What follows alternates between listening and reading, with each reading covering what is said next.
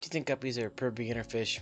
Easy, low maintenance, peaceful little swimmers? Well, think again. There are a ton of brutal myths about guppies that could be putting your fish at risk, and you might not realize it. From hidden care mistakes to surprising behavior facts, we're going to bust down these myths today for everything you need to know about proper guppy care. Stick around. You'll definitely want to avoid myths that could actually cost your guppies their lives. If you happen to be looking for a one-stop shop for incredible aquatic plants that'll make your guppy tanks look absolutely stunning, look no further than Boost Plants. Links are down in the pinned comment. Let's dive into the first myth about guppies. Guppies are low maintenance and require minimal care. This couldn't be more wrong. While guppies are relatively easy to care for compared to other species, they still do need a stable environment. So neglecting water changes, water quality, and skimping on your regular water changes can be a recipe for disaster with these fish. You still need to keep their tank between a good 72 to 82 degrees, pH of roughly 6.8 to 7.8. I've kept mine down as low as 6.0, but that's just because I really suck water here. You're going to want to perform your normal water changes, keep them alive and thriving for you. Don't let the whole easy care myth trick you into thinking you can skip on basic maintenance in your tanks. Biggest thing with these is going to be keeping that water temperature and pH temperature not fluctuating like crazy. Water temperature, you really don't want, like for any fish, the temperature to change more than 2 degrees in a 24-hour period. Install a good aquatic heater that's controlled with a thermostat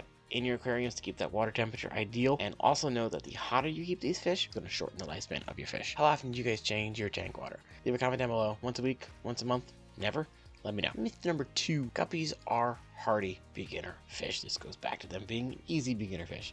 This is not necessarily the case anymore. If you're getting wild caught fish, those can be much tougher and resilient than the fancy strains that are at this point often more inbred than others, which make them more delicate. In fact, some of the fancy fish, some beginner fancy guppies are actually harder to keep alive than other beginner live bearers like platies or endlers are. And I know this from my own personal experience keeping guppies, that while they may be extremely beautiful to look for those designer ones and get those in your care, they always just seemed weaker, and I was more likely to lose them compared to mutt guppies or guppies that I even got from PetSmart that hadn't been line bred to give us specific colors, patterns, fins, and they just lasted longer unless my water just doesn't like guppies. So if you're a new fish keeper, stick with a hardier strain first, and then you can gradually work your way up to those fancy kinds. Honestly, big box stores, mom and pop shops are probably your best bet to start off with guppies. Have you noticed a big difference in the hardiness between your wild and fancies if you keep both kinds? Let me know. Myth number 3, guppies are omnivores. They're little piggies, they'll eat anything. Well, yes. They're not the most picky eaters as far as fish go, and they will nibble on almost anything. It doesn't mean it's good for them necessarily. You still want to give your guppies a nice, healthy diet. Something that's going to be nice, rich in protein,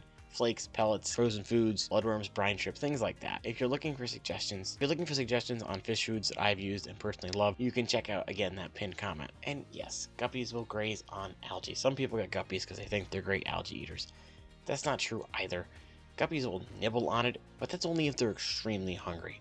Like, I'm sure anybody would eat something if they're that hungry. You don't want your guppies thinking they have no food source and all they have is algae on your plant. So if you're getting guppies for specific algae eating reasons, you may want to look at other fish like flagfish or mollies even. They need that nice diet. So let me know what your favorite guppy food is. Our 4th myth is that guppies can be kept alone. Now, when I was researching this, I was like, what are you talking about? I've never heard anyone say that. Apparently, the thing that's being perpetuated, that guppies, you can keep one like a betta fish and they'll be fine. That's just a flat out lie. Guppies are a very social fish that are going to thrive better in a group. When you keep them alone, they're going to become more stressed, less active, and just going to cause more issues. Think of yourself. Most people would rather be around other human beings a lot of the time.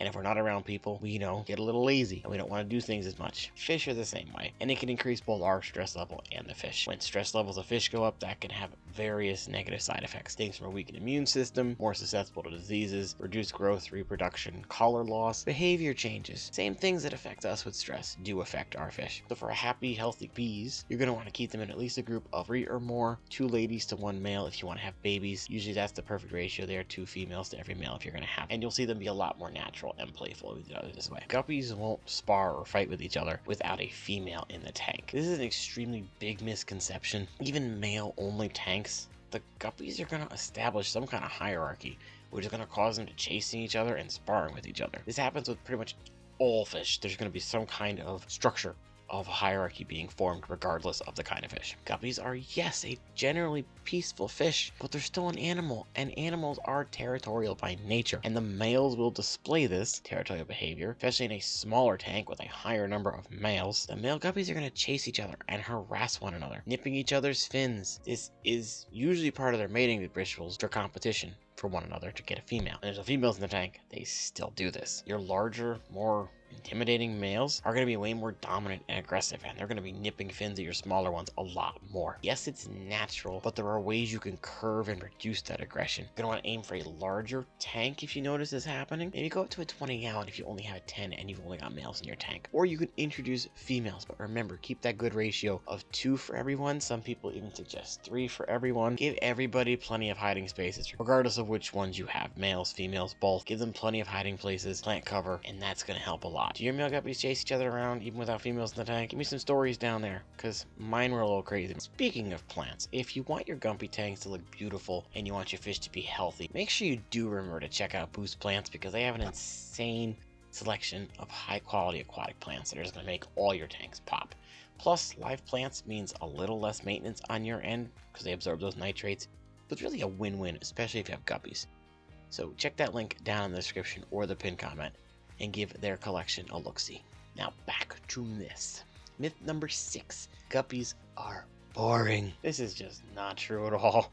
Guppies are one of the more colorful, personality-packed fish you can keep. They're constantly going to be zipping around their tank, showing off their fins, interacting with their tank mates. When you open the lid, they will swarm that lid to get food. You can even hand feed these guys if you want. You put the food in your hand, you kind of just put your hand in the water. They will eventually come out and start eating out the palm of your hand. Add some plants and hideouts, tank mates, and you're going to have a wonderful spectacle of all different colors going on in your tanks. So not by any means are guppies boring. Myth 7. Guppies need big tank. Actually, guppies do fine in those 10-gallon tanks if you keep them in small enough groups. You don't want to overcrowd them. 5, 6 guppies, 7 in a 10-gallon, depending on how big they are. Filtration, your regular maintenance, even if it's male only, gonna be fine. They will, for the most part, be okay if you give them those tank hiding spots. Give them plants, give them other things they can hide in. If you want to populate the tank naturally, get yourself a 10-gallon. Get 2-3 females for 1 male. Eventually, you'll have a tank full of guppies, and it's going to be a beautiful show of all different colors depending on what kinds you had. What tank size do you guys prefer for your guppies? Because I've only kept mine in 10s or 20s before. Next up on the myth busting block is that guppies are hard to breed. Anyone that says guppies are hard to breed I don't know what they're thinking, because they're like impossible to stop breeding.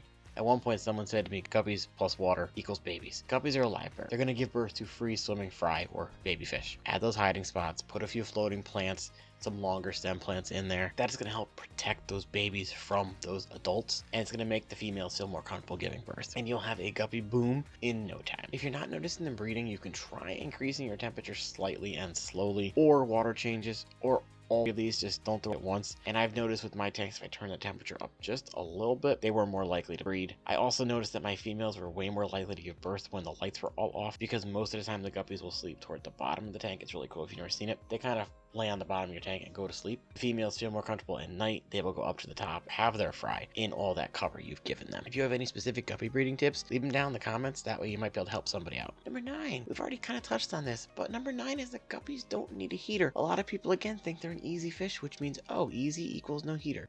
No, guppies are a tropical fish. They need warmer water. Like mentioned earlier, they're going to want to keep their tanks between 72 to 82. You're going to want a reliable heater. I have a whole video to a nice little Hygger one if you want to check that out, that I've been using for a few years now, and I absolutely love it. It's all digital and everything. It's great. I personally kept mine at 76 and they thrived. Mid 70s is going to typically work for most fish you get at the pet store. Personally, I always like to go right in the middle, so that 76, 78 zone is usually where I keep most of my tanks that have those guppies. What temp do you keep yours at? Guppies are a schooling fish.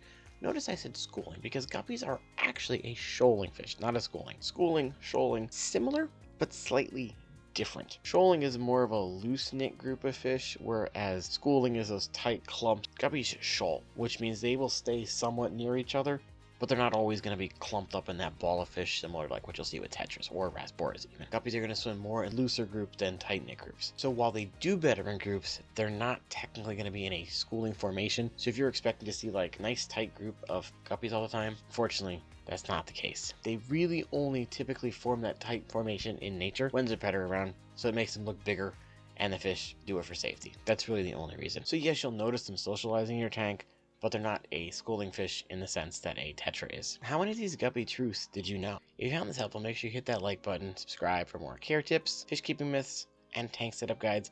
And if you're hungry for more guppy content, then these might interest you. Thank you all for watching, and remember, keep those fish happy.